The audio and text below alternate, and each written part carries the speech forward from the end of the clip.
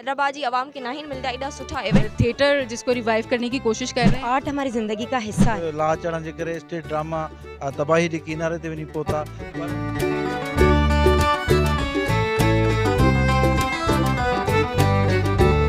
हैदराबाद में जिते केतिरनि ई सालनि खां पोइ थिएटर जी जेका असां ॿीहर बहाली जेका असां कई वई आहे आर्ट्स काउंसिल पाकिस्तान ऐं कल्चर डिपार्टमेंट सिंध तरफ़ां हैदराबाद में 6वीं तारीख़ खां वठी 8वीं तारीख़ ताईं थिएटर फेस्टिवल लॻायो वियो आहे।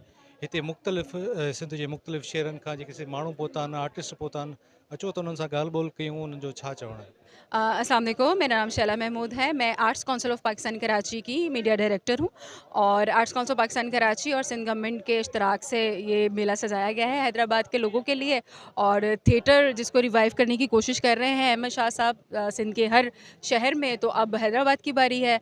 हम डिफरेंट फेस्टिवल्स कर रहे हैं, सखर में भी किया, कराची में तो करते ही रहते हैं, तो इस बार जो है ये हैदराबाद में मिलकर हम तीसरी मरतबा कर रहे हैं। तो बड़ा अच्छा है कि इस तरह जो लोकल आर्टिस्ट हैं उनकी प्रमोशन भी हो जाती है और उसके अलावा जो हैदराबाद के वासी हैं उनके एंटरटेनमेंट का सामान भी हो जाता है। वैसे भी हमारे एंटरटेनमेंट के नाम पे तो होता तो कुछ नहीं है, तो आर्ट्स काउंसिल की कोशिश यही है कि वो इस तरीके से सबको मौके दें, ना सिर्फ आवाम को एंटरटेनमेंट के मौके दें बल्कि जाहिर सी बात है आर्टिस्टों को स्टेज मिलता है, रोज़गार मिलता है, उनका काम लगता है। तो मेरे ख्याल में ऐसे फेस्टिवल्स जो है वो हर महीने ही मुनक़्क़िद होने चाहिए। साईं तमामु सुठी रवायत है। पहिरें भी 2 फेस्टिवल हिते थी चुका आहिनि हैदराबाद में, पर उन्हनि खे गवर्नमेंट जो को सहकार कोन हो, पर हीउ पहिरियों भेरो कराची आर्ट काउंसिल ऐं कल्चर डिपार्टमेंट जी तरफ़ थिए पियो। हीउ तमामु हिकिड़ो सुठो सवण आहे।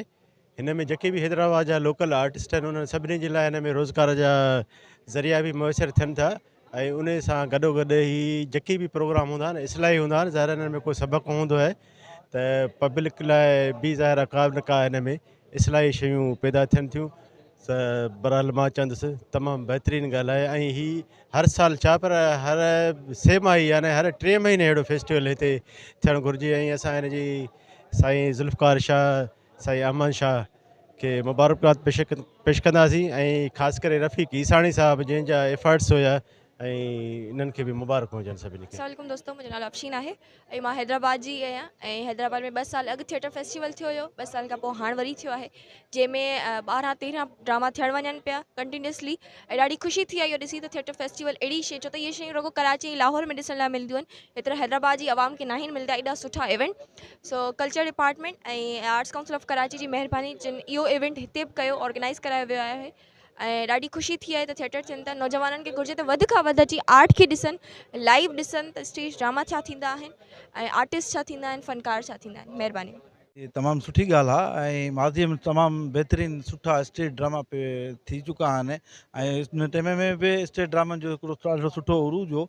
वक़्त सां कुझु लाह चढ़ण जे करे स्टेज ड्रामा तबाही जे किनारे ते वञी पहुता, पर वरी बि आर्टिस्टनि पंहिंजी हिमत अफ़ज़ाईअ सां, पंहिंजे डोनेट सां, पंहिंजे ख़र्च ते स्टेज ड्रामनि खे ज़िंदा रखंदे रखंदे अॼु ही निस्बत अची पहुती आहे त कराची आर्ट काउंसिल जो हीउ जेको अमल आहे असीं हुनजी सराहब कयूं था। तमामु ॾाढो सुठो अमल आहे त हीअ जेके 10 स्टेज थिएटर थियनि पिया ऐं हैदराबाद, नवाब शाह, सखर, लाड़काणो, हीअ नंढड़नि आर्टिस्टनि जे लाइ हिकिड़ो ॾाढो सुठो सहारो आहिनि।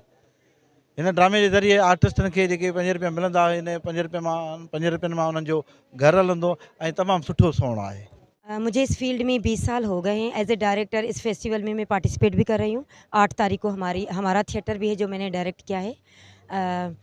मैं ये कहना चाहूँगी कि इस तरह की जो आर्ट की जो एक्टिविटीज़ हैं ये होनी चाहिए, ये हेल्दी हैं समाज के लिए, एक हेल्दी समाज के लिए, नौजवानों के लिए, क्योंकि आर्ट हमारी ज़िंदगी का हिस्सा है। परफॉर्मिंग आर्ट में म्यूज़िक है, डांस है, थिएटर है।